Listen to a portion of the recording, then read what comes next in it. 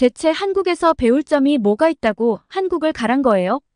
여기 캐나다 CBC 방송국 한 여성 PD가 황당한 표정으로 상사를 쳐다보고 있습니다. 한국을 가라는 이야기에 어이없어 하던 이 캐나다 여성은 한국에 도착하자마자 충격에 휩싸이고 마는데요. 대체 무슨 사연일까요? 오늘의 이야기 시작합니다. 안녕하세요. 저는 에밀리 스콧이에요. 25살의 캐나다 토론토 출신 CBC 신입 PD죠. 이렇게 한국 분들께 인사를 드리게 되어 정말 영광이에요. 저는 얼마 전 한국에 갔다 왔는데요. 정말 놀라운 것들을 경험했거든요. 제가 겪은 한국에 대해서 이야기를 해보기 위해 이렇게 메일을 보내봅니다. 얼마 전으로 좀 거슬러 올라가야 할 것 같은데요. 몇 달 전 저는 CBC 방송국에 입사한 지 겨우 3개월 차 햇병아리 PD였습니다. 지금도 햇병아리긴 하지만요. 그런데 갑자기 혁신의 나라 한국 캐나다의 미래를 바꿀 열쇠라는 특집 다큐멘터리 제작에 투입됐죠. 처음엔 정말 어안이 벙벙했어요. 왜 하필 나지? 그리고 왜 하필 한국이지? 하는 생각이 꼬리에 꼬리를 물었죠. 솔직히 말해서 저는 한국에 대해 아는 게 거의 없었어요. 그저 삼성 휴대폰을 쓰고 가끔 한국 음식점에서 불고기를 먹는 정도? 그런데 갑자기 한 나라의 혁신을 다룬다니 너무 버거웠죠. 게다가 저는 캐나다가 세계에서 가장 살기 좋은 나라 중 하나라고 굳게 믿고 있었어요. 우리가 뭘 더 배울 게 있다고? 라는 생각이 머릿속을 맴돌았죠. 물론 요새 캐나다는 예전 같진 않아요. 하지만 총리가 문제일 뿐 좋은 총리가 뽑힌다면 언제든 반등할 수 있는 저력을 가진 나라라고 생각하거든요. 그런 제 태도를 눈치챘는지 상사가 저를 불렀어요. 에밀리, 넌 세계를 얼마나 알고 있니? 이 질문에 저는 자신 있게 대답했죠. 잘 알죠. 대학에서 국제관계학을 전공했으니까요. 그러자 상사는 빙그레 웃으며 말했어요. 그래, 내가 책으로 배운 세상은 잘 알고 있겠지.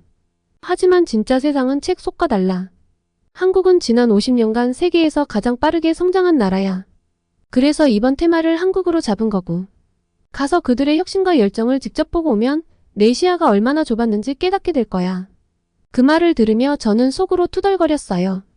에이, 설마. 하지만 일단 프로젝트는 받아들일 수밖에 없었죠. 그렇게 저는 한국행 비행기에 몸을 실었어요. 13시간의 긴 비행 동안 저는 한국에 대해 조금이라도 더 알아보려 노력했죠. 하지만 솔직히 그때까지도 제 마음 한구석엔 의구심이 가득했어요. 비행기 안에서 저는 한국에 대한 기사들을 읽어보았어요. 삼성, 현대 같은 세계적인 기업들, K-팝의 글로벌한 인기, 그리고 한국의 빠른 경제 성장에 대한 내용이었죠. 하지만 그때까지만 해도 저는 그래, 뭐 그렇다고 치자라는 태도였어요. 제 머릿속엔 여전히 작은 아시아 국가라는 이미지가 강하게 박혀 있었거든요. 그런데 인천공항에 도착했을 때 저는 첫 번째 충격을 받았어요. 공항이 너무나 깨끗하고 효율적으로 운영되고 있었거든요. 입국 절차도 빠르고 간편했죠. 이게 아시아의 작은 나라라고? 처음으로 제 편견이 흔들리기 시작했어요. 공항 곳곳에 설치된 첨단 기술들, 친절한 직원들, 그리고 전체적으로 느껴지는 세련된 분위기까지 토론토 피어슨 국제공항과는 차원이 달랐어요. 함께 입국한 동료들도 모두 감탄의 소리를 절로 냈죠. 그리고 서울 도심에 들어섰을 때 두 번째 충격이 왔어요. 밤 10시가 넘었는데도 도시는 여전히 활기찼거든요. 화려한 네온사인, 분주히 오가는 사람들, 24시간 영업하는 가게들까지. 위험해서 도저히 다닐 수 없는 토론토의 조용한 밤거리와는 완전히 달랐죠. 이 도시는 잠을 자지 않나? 하는 생각이 들 정도였어요. 거리 곳곳에서 볼 수 있는 편의점들, 늦은 밤까지 운행하는 대중교통, 그리고 스마트폰으로 모든 걸 해결하는 사람들의 모습이 신기하기만 했어요. 무엇보다 밤에도 아무도 두려워하지 않고 다닌다는 건 난생 처음 보는 광경이었어요. 놀라운 마음을 가라앉히고 호텔에 도착해 체크인하고 방에 들어갔을 때 저는 또 한 번의 혼란을 겪었습니다. 제가 알고 있던 한국 아니, 제가 그동안 멋대로 생각해왔던 한국과 눈앞에 펼쳐진 현실 사이의 간극이 너무 컸거든요. 창밖으로 보이는 서울의 야경을 바라보며 저는 처음으로 이 프로젝트에 대한 기대감을 느꼈어요. 어쩌면 정말 배울 게 있을지도 몰라. 그날 밤 저는 잠들기 전에 오래도록 생각에 잠겼어요. 제 편견이 얼마나 깊었는지, 그리고 그것이 얼마나 쉽게 무너졌는지에 대해서요. 이제 막 시작된 이 여정이 저를 어떻게 변화시킬지 설렘 반 두려움 반으로 상상해봤죠. 다음 날부터 본격적인 취재가 시작된다는 사실이 아주 두근거렸습니다. 이제는 열린 마음으로 한국을 바라볼 준비가 되었거든요. 이 여정이 저에게 그리고 캐나다에 어떤 변화를 가져올지 정말 궁금해지기 시작했답니다. 잠들기 전 저는 내일의 일정을 다시 한번 확인했어요. 서울의 스마트시티 프로젝트 현장 방문, IT 기업 인터뷰, 그리고 한국의 교육 시스템에 대한 조사까지 한국의 핵심을 다 담기 위해 짰던 일정인데 사실 좀 심드렁했거든요. 그런데 그 모든 것이 갑자기 흥미진진하게 느껴졌어요. 제 안에 뭔가가 변하고 있다는 걸 느꼈죠. 다음날 아침 일찍 일어나 현대자동차 연구소로 향했어요. 솔직히 말하면 처음엔 그저 자동차 공장 견학 정도로 생각했죠. 하지만 제 예상은 완전히 빗나갔어요. 연구소에 들어서자마자 미래에 온 듯한 느낌이 들었어요. 첫 번째로 마주한 건 수소전기차였죠. 이게 정말 물로 달리는 자동차라고요? 제 질문에 연구원은 미소를 지으며 고개를 끄덕였어요. 맞아요. 수소와 산소가 반응해서 전기를 만들고 그 부산물로 물이 나오죠. 설명을 들으면서도 믿기지 않았어요. 캐나다에서도 친환경 자동차에 대한 이야기는 많이 들었지만 이렇게 실제로 상용화된 모습을 보니 놀라웠죠. 그 다음 체험한 건 자율주행 기술이었어요. 운전석에 앉아 핸들에서 손을 떼자 차가 스스로 움직이기 시작했죠. 처음엔 무서웠어요. 이게 정말 안전한 걸까? 하는 생각이 들었거든요. 하지만 차가 완벽하게 코스를 주행하는 걸 보면서 제 불안감은 점점 흥분으로 바뀌었어요. 와, 이거 정말 대단해요. 저도 모르게 탄성이 나왔죠. 오후에는 서울의 스마트시티 프로젝트 현장을 방문했어요. 5G 네트워크를 기반으로 한 다양한 서비스들을 체험했는데 특히 인상 깊었던 건 실시간 교통 관제 시스템이었어요. 이 시스템으로 교통체증이 30% 이상 감소했다고요? 제 질문에 담당자는 자랑스럽게 대답했죠. 네, 그뿐만 아니라 에너지 사용량도 줄었고 시민들의 삶의 질도 높아졌어요. 그 말을 들으면서 문득 토론토가 떠올랐어요. 우리 도시도 이런 시스템이 있다면 얼마나 좋을까? 처음으로 우리가 배워야 할 게 정말 많구나라는 생각이 들었죠. 새로운 기술을 빠르게 받아들이고 활용하는 이런 수용적인 태도는 한국에서 정말 많이 배워야겠다는 생각이 들었습니다. 다음 목적지는 판교 테크노밸리였어요. 이곳은 한국의 실리콘밸리라고 불린다더라고요. 걷는 내내 활기찬 분위기가 느껴졌어요. 스타트업들이 모여있는 건물에 들어가 보니 마치 축제 현장 같았죠. 여기 분위기가 정말 좋네요. 제 말에 안내해 주시는 분이 웃으며 대답했어요. 네, 우리는 이걸 한국식 열정이라고 불러요.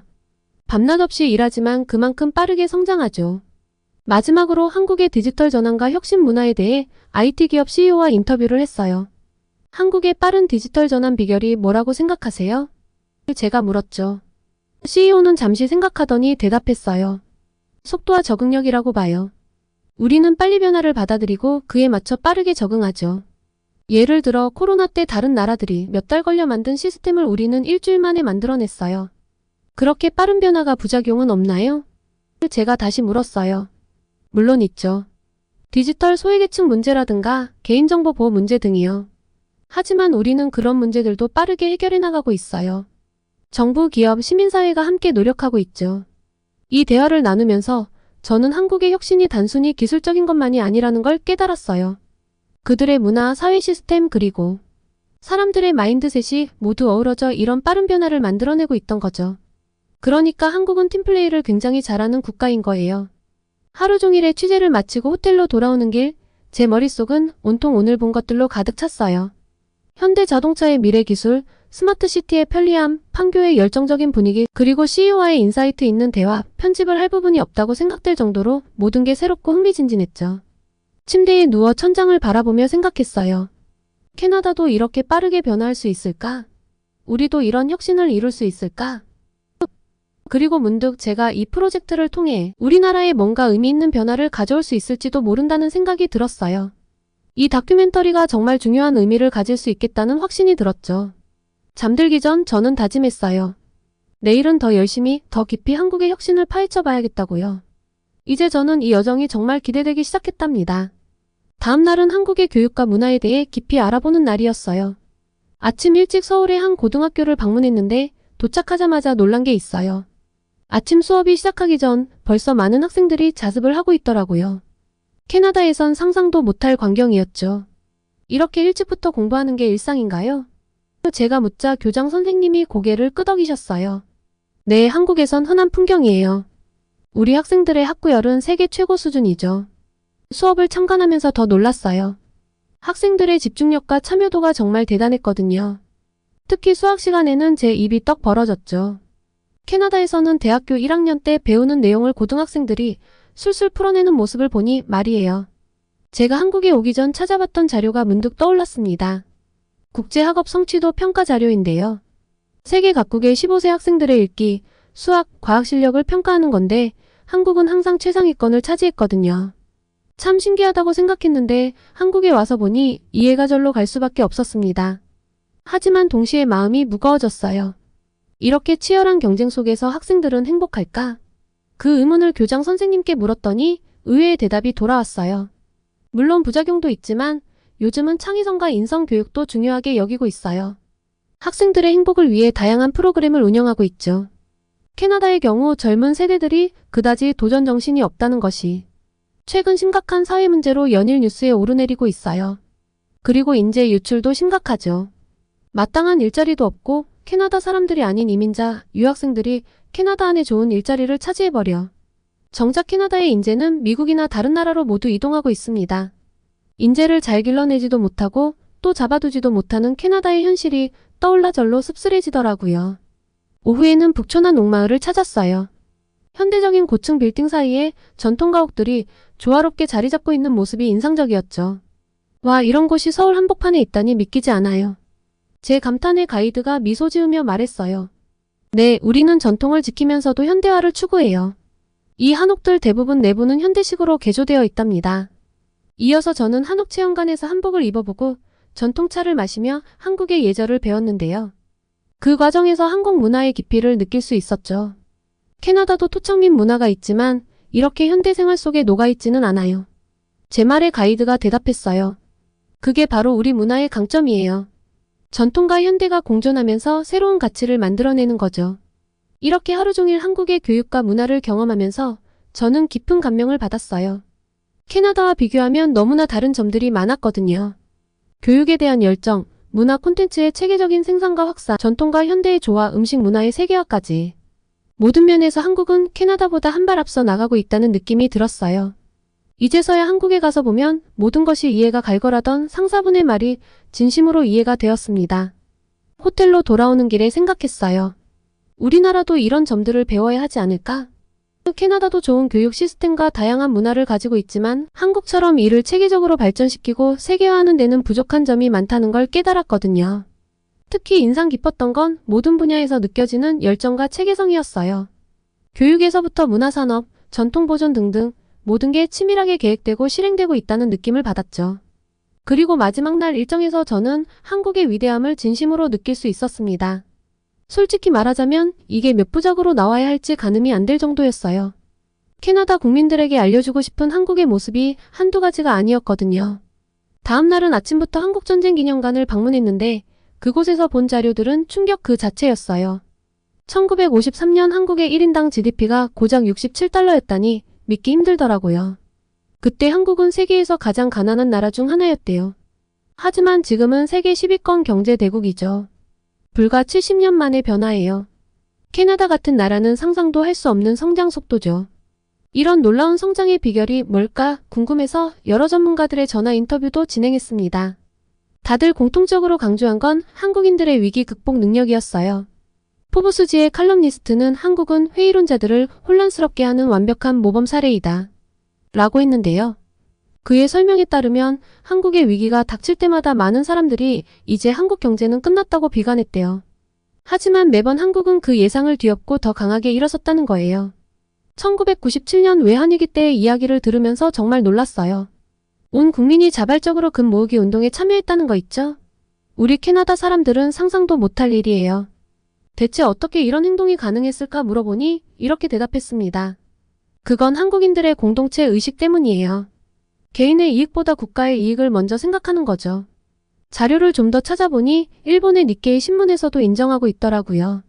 그들은 역경을 극복하는 것이 한국의 브랜드라고 표현했는데요. 2008년 글로벌 금융위기 때도 많은 전문가들이 한국 경제의 붕괴를 예측했지만 한국은 또다시 그들의 예상을 뒤엎었대요.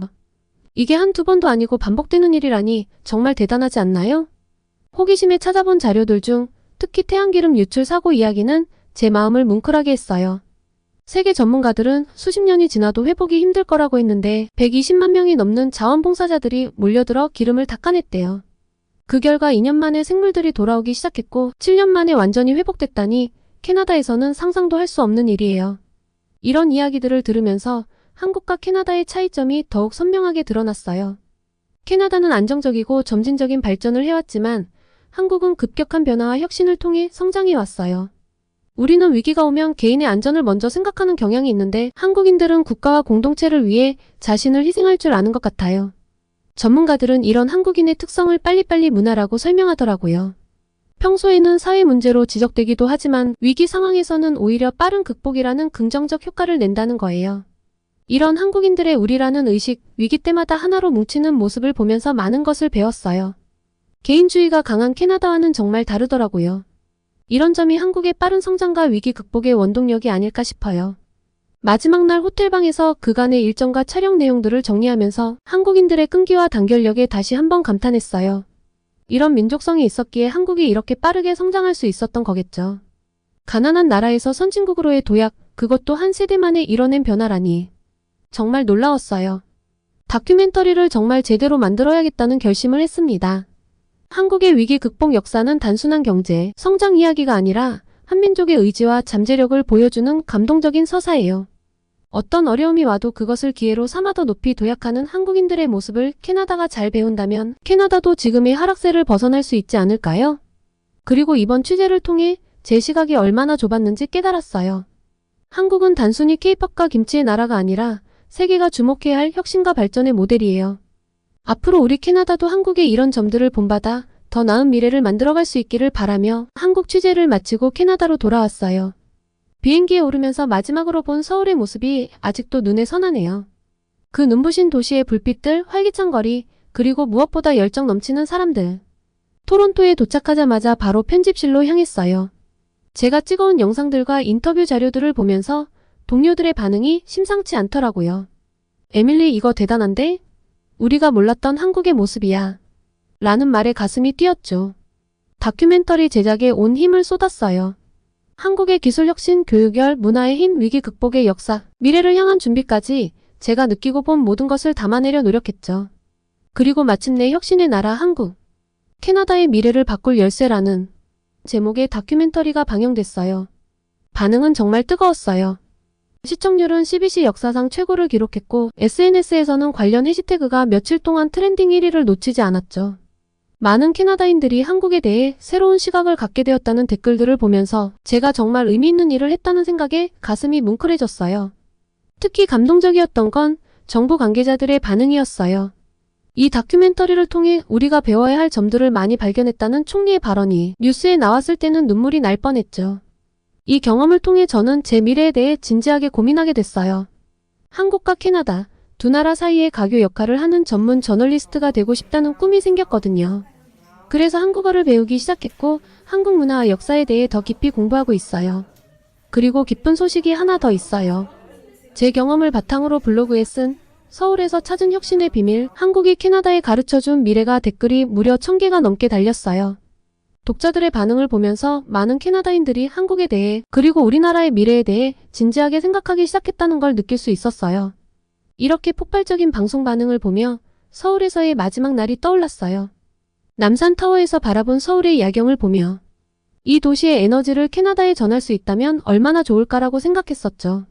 그리고 지금 그 꿈을 조금씩 이뤄가고 있다는 생각에 가슴이 벅차올랐어요. 앞으로도 저는 계속해서 한국과 캐나다 사이의 이해를 높이고 양국이 서로의 장점을 배우며 성장할 수 있는 좋은 컨텐츠를 만들기 위해 노력할 거예요. 이 여정이 때로는 힘들고 어려울 수도 있겠지만 한국에서 배운 끈기와 열정으로 꼭 해내고 말겠다고 다짐해봅니다. 이 긴 이야기를 들어주신 한국의 모든 분들도 제 행보를 기대해주시면 감사하겠습니다. 나 일본에 있었던 시간이 너무 후회돼. 완전 헛돈 쓰고 왔네. 여기 한국의 한 평범한 가정집 한 외국 여학생은 속상한 마음에 얼굴이 어둡고 또 한 명의 외국 여학생은 그러니까 내 말을 좀 듣지 그랬냐며 혀를 차고 있네요. 대체 무슨 일일까요?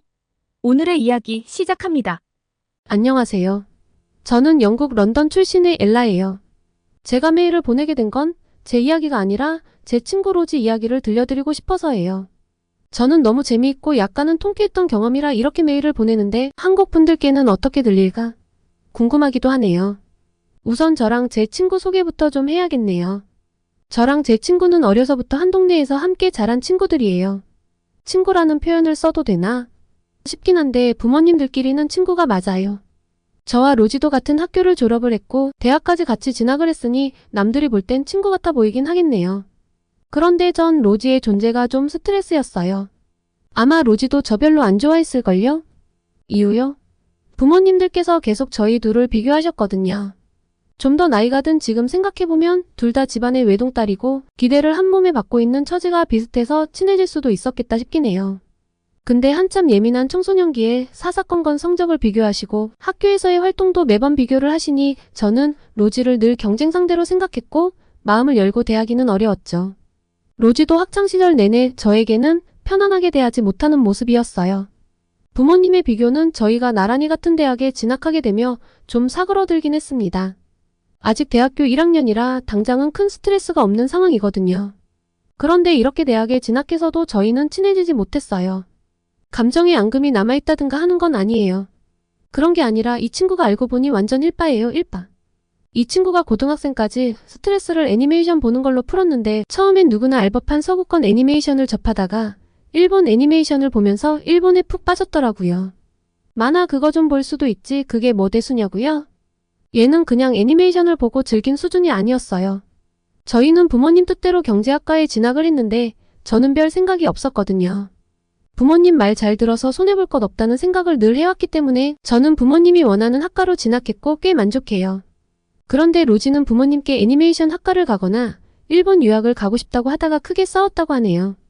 저와 로지 둘 다 부모님이 금융 쪽에 종사하시고 사실 대학만 졸업하면 별탈 없이 잘 살 수 있는데 애니메이션 학과라니 로지 부모님이 뒷목 잡고 넘어갈 만하지 않아요? 로지가 당장 자립해서 뭘 할 수 있는 상황은 아니니 결국 로지는 부모님 뜻대로 경제학과에 진학을 했고요. 어쩐지 얘가 대학교에 입학해서도 얼굴이 어둡더라고요. 제 대학 생활이요? 너무 신났죠. 드디어 해방이잖아요. 그리고 저는 학창시절부터 블랙핑크 광팬이었기 때문에 블랙핑크 공연을 쫓아다니느라 바빴어요. 아, 이제 다들 눈치채셨겠네요. 제가 로지와 친해지지 못한 진짜 이유. 맞아요. 제가 블랙핑크 팬인데 어떻게 일빠인 로지랑 친해지겠어요? 사실 내가 대학에 와서 하도 죽상을 하고 다니길래 좀 챙겨줄까 했는데 맨날 혼자 일본어나 섞어 쓰고 일본 애니메이션만 보고 이래서 공감대 형성이 어렵더라고요. 제가 일본에 관심을 주는 경우가 있긴 있는데요. 블랙핑크가 일본에 가면 관심이 갑니다. 그리고 그 외에는 궁금하지도 않고 알고 싶지도 않아요. 부모님이 로지 좀 챙겨라, 로지 부모님이 로지 걱정을 많이 하신다 등등 하도 잔소리를 하셔서 말 좀 들어볼까 하다가 포기했는데 제 마음 다들 이해 가시죠? 차라리 화장품 이야기를 하든가 같이 쇼핑을 가라면 가겠는데 일본 이야기는 못 들어주겠더라고요. 그런데 어느 날 꽤 흥미로운 사건이 일어났습니다. 로지가 글쎄 일본에 가게 된 거예요. 교환학생 신청을 했다나요. 저희가 스펙을 쌓기 위해 교환학생 신청을 하고 외국에 나가는 건 익숙한 일인데요. 로지가 일본 대학으로 간다는 건 아무한테도 이야기를 안 했거든요. 성인이 자기 뜻대로 하는 거니 너무 의존적인 거 아닌가 싶으실 텐데요. 저희는 부모님의 전폭적인 지원을 받으며 나름 곱게 큰 영국의 상류층입니다. 부모님의 일도 이어나가야 하고요. 저희만 이런 게 아니라 영국 사립학교 출신들은 대다수 이래요. 그러니 부모님과 상의 없이 진로를 마음대로 결정한다든가 하는 건 큰 사건이죠. 한국 분들이 보시기엔 별일 아니라고 생각하시겠지만 친구들과 부모님 사이에서는 꽤나 화제가 되었던 이야기였습니다. 로지는 그렇게 부모님의 말을 듣지 않고 일본으로 떠났고 저희 기억 속에서는 로지가 점점 잊혀져 갔죠. 그리고 저희들 사이에서는 2학년이 되며 다른 나라로 교환학생을 가는 학생들이 늘어났습니다. 저도 부모님과 상의를 해보았는데 부모님께서는 한국으로 갈 것을 추천해 주셨어요. 더불어 한국어도 좀 공부해두면 좋겠다고 하셨죠. 앞으로 아시아 경제의 중심은 한국이 될 거라는 전망을 다들 한다고 하셨어요. 그래서 제가 제 전공을 잘 살리려면 한국어까지 하면 좋겠다고 하시더라고요. 저는 대환영이었죠. 블랙핑크 덕의 생활 한국어는 어느 정도 할 줄, 아니 한국어를 익히는 건 그렇게 어렵지 않을 거라고 생각했습니다. 우선 1년간 한국에서 지낼 기회가 생긴 게 너무 좋았어요. 안 그래도 여행을 가려고 했는데 아예 산다니요. 더 좋죠. 들뜬 마음에 엄청 빨리 준비를 했습니다. 기숙사에서 지내야 하나 싶었는데 대학가 근처의 작은 아파트도 부모님께서 1년간 렌트해 주셔서 저는 기분이 완전 좋았어요. 완전 한국 생활을 제대로 하는 거잖아요. 모든 게 순조롭게 진행되어 이제 한국에 온 지 5개월쯤 됐는데요. 역시 한국은 생각대로 멋졌어요. 저는 영국도 사랑하지만 한국은 정말 다이나믹하고 매력적인 나라라고 생각해요. 무엇보다 좋은 건 발을 디디는 순간 빵빵하게 터지는 와이파이 신호였어요. 영국에서는 이동하면서 뭘 본다는 건 불가능하거든요. 한국에 비해서는 일단 무조건 느리다고 보시면 돼요. 한국 사람들이 버스든 지하철이든 심지어 이동하면서까지 휴대폰을 보고 있는 모습들이 좀 신기하긴 했는데 저도 어느 순간 그렇게 되더라고요. 그리고 전 한국 아파트와도 완전 사랑에 빠져버렸습니다. 영국 런던의 저희 집이 결코 나쁜 집은 아니에요. 저희 부모님이 재벌은 아니지만 그래도 꽤 경제적으로 넉넉하시거든요. 정원도 넓고 제 공부방과 침실이 따로 있어 공간도 여유롭고 런던의 집이 나쁘단 생각을 못 해봤어요. 그리고 영국은 한국의 아파트 같은 형태는 사실 선호하지 않거든요. 영국은 좀 여유롭게 사는 집이라면 정원이 필수예요. 그래서 아파트라 하더라도 한국 같은 고층 아파트는 만나기도 힘들고 또 앞서 말씀드린 대로 이런 아파트 비중도 굉장히 적어요. 부모님께서 제게 1년간 아파트를 렌트해주신 이유는 기숙사에서 다른 친구들과 부대껴 사는 걸 제가 불편해할까봐였지. 아파트가 더 편하고 좋아서는 아니었는데요. 막상 살아보니까 너무 좋은 거예요. 이제까지 다른 나라를 여행할 땐 항상 호텔이나 리조트를 이용해서 실제 가정집에 살아본 적이 없었는데 이게 한국의 가정집이라니 저는 이 편리함에 반해버렸죠. 뭐가 그렇게 편리했냐고요? 우선 엘리베이터가 너무 좋았어요. 영국은 아파트를 별로 선호하지 않아 많이 없다고 말씀드렸잖아요. 영국은 한국의 아파트나 빌라 같은 형태가 없이 단독주택이 대부분이라 엘리베이터가 집에 있다는 생각을 잘 안 해요. 뭐 데이비드 베컴 같은 사람들이면 집안에 엘리베이터가 있을 순 있겠죠. 근데 그건 엄청 부자들 이야기잖아요. 제 방은 3층인데 무거운 짐도 늘 끙끙거리고 직접 가지고 올라가야 했거든요. 한국에 올 때도 무거운 여행 가방 여러 개를 3층에서 1층까지 내릴 때 얼마나 고생을 했는데요. 제가 한국에 와서 이것저것 주문하고 새로 산 것들이 많았는데 엘리베이터 덕을 정말 많이 봤습니다. 실제로 아파트 이웃 주민분들이 이사를 가거나 하는 광경을 보니 사다리차와 엘리베이터로 대부분 해결이 되더라고요. 영국이었으면 끔찍하게 그지없는 날이었을 텐데 말이죠. 그리고 또 좋은 점을 떠올려보면 에어컨이에요. 런던에는 에어컨이 집에 있는 경우가 드물어요. 진짜 고급 아파트를 제외하고서는 거의 찾아볼 수 없거든요. 쓴다면 이동식 에어컨을 씁니다. 저희 집도 이동식 에어컨을 써요. 이유요? 영국은 그렇게 덥지 않아요. 한여름에도 선선한 편입니다. 사실 영국은 맑은 날이 손에 꼽을 수 있을 정도로 비가 잦아 덥다는 느낌이 없어요. 그런데 작년 여름 영국이 진짜 기절하게 더웠거든요. 역대 최고 수준 폭염이라 철도 운행 속도도 제한되고 취소되고 학교는 일시적으로 문을 닫고 공항에서는 활주로 문제로 운항편 중단도 되었었죠. 저도 그때 진짜 쪄 죽는 줄 알았거든요. 그래서 한국의 여름이 좀 무섭기도 했습니다. 한국 여름이 그렇게 덥다던데 괜찮을까? 싶었는데 한국은 어딜 가나 시원하더라고요. 대중교통도 너무 쾌적했고요. 에어컨이 이렇게 완벽한데 무슨 문제겠어요. 저희 부모님께서 영국이 이렇게 더운데 한국에 있는 너는 괜찮냐고 연락이 왔을 때 저는 이불을 덮고 있었어요. 에어컨 틀어놓고 얇은 이불을 덮고 있으니 천국 같던데요. 대중교통 잘 되어 있지. 밤에 마음 놓고 필요한 물건 사러 나갈 수 있을 정도로 치안도 좋지. 날씨가 사계절로 다채롭지만 워낙 그에 대응하는 시스템이 잘 되어 있어서 고생할 일도 없지. 친구들은 완전 오픈마인드로 영어도 잘하고 워낙 활달해서 적응하는데 문제도 없지. 부모님께서는 제 이야기를 듣더니 역시 한국에 보내길 잘했다고 하시더라고요. 제가 혼자 있지만 제 걱정이 하나도 안 된다나요. 그런데 이런 이야기를 로지 부모님과 하셨었나 봐요. 부모님들 흔히 하는 그런 대화 있잖아요. 우리 애가 한국에 갔는데 너무 잘 지내더라. 얘 영국으로 안 돌아오는 거 아니야? 로지는 어때? 잘 지내? 같은 이야기요. 전 당연히 로지가 잘 지낼 줄 알았어요. 워낙에 일본에 대한 환상으로 꽉 채워져서 영국에서도 일본어를 쓰고 다녔던 앤데 걔가 잘 못 지내면 누가 잘 못 지내겠어요? 그런데 충격적인 소식을 들었습니다. 일본에서의 생활이 너무 힘들었다는 거예요.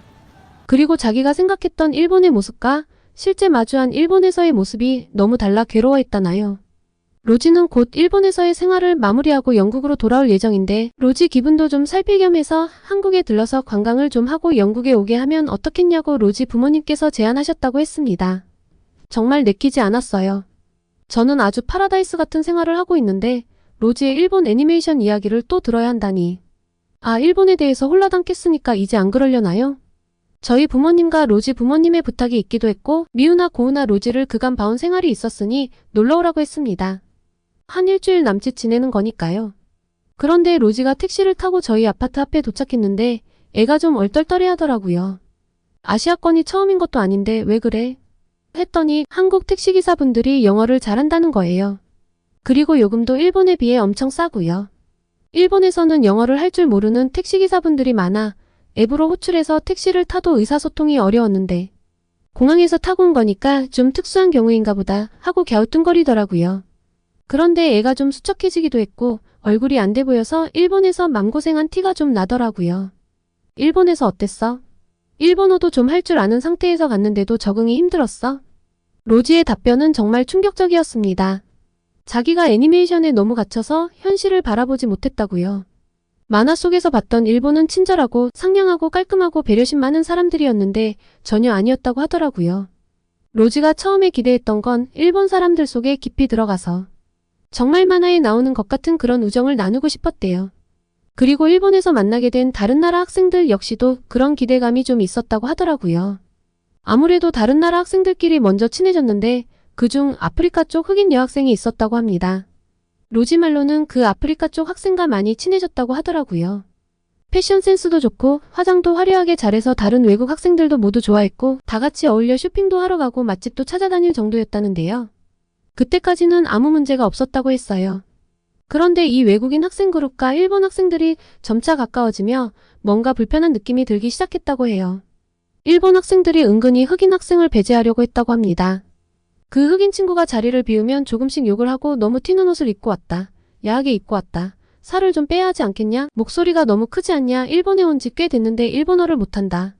옷이 그렇게 야하지도 않았고 그 친구는 발랄할 뿐이지 목소리가 그렇게 거슬리게 큰 것도 아니었대요. 그리고 자기들도 영어를 못하는데 외국 학생의 일본어가 뭐가 대수겠어요.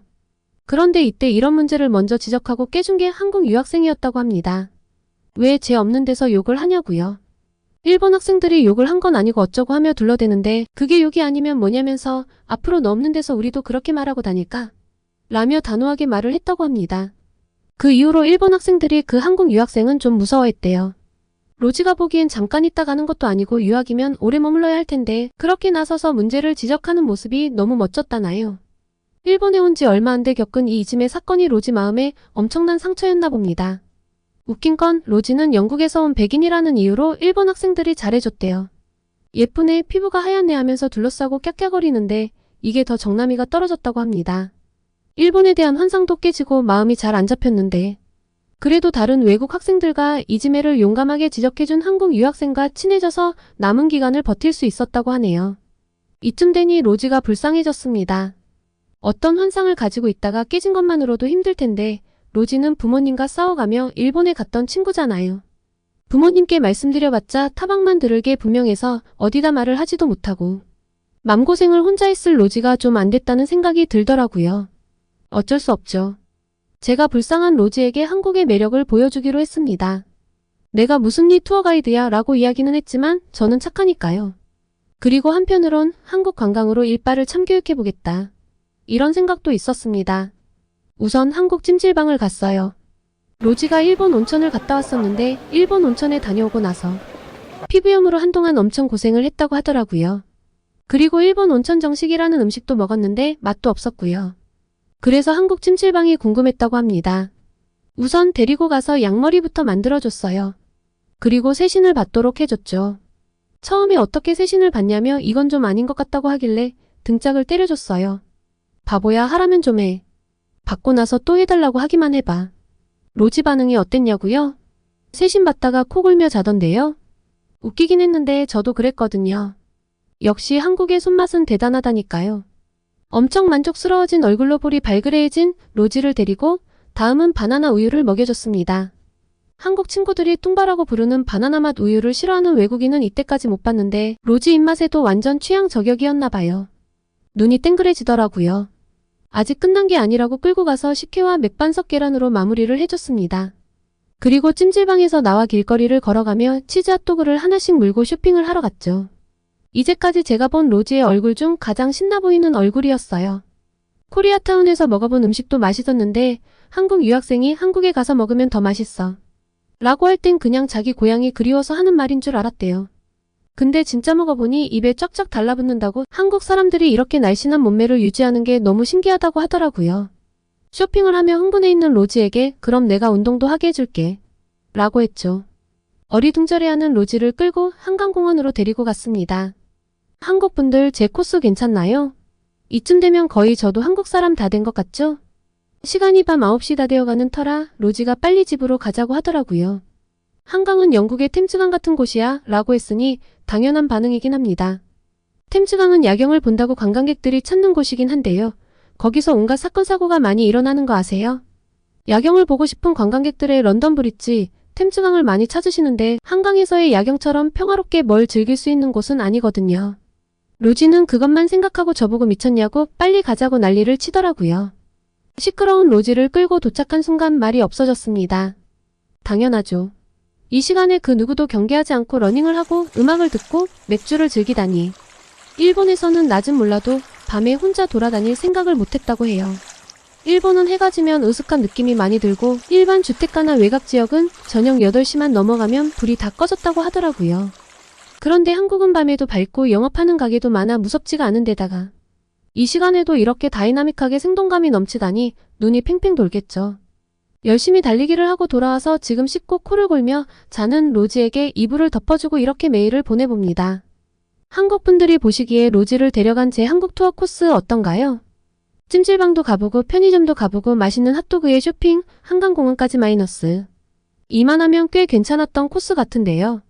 저는 이제 좀 더 인터넷 검색을 해보려고요. 기왕 한국에 온 김에 일본과 비교해서 완전 한국이 돋보일 수 있는 한국 투어를 만들어주고 싶은 욕심이 생기는데 제가 일본을 가보질 않아서요.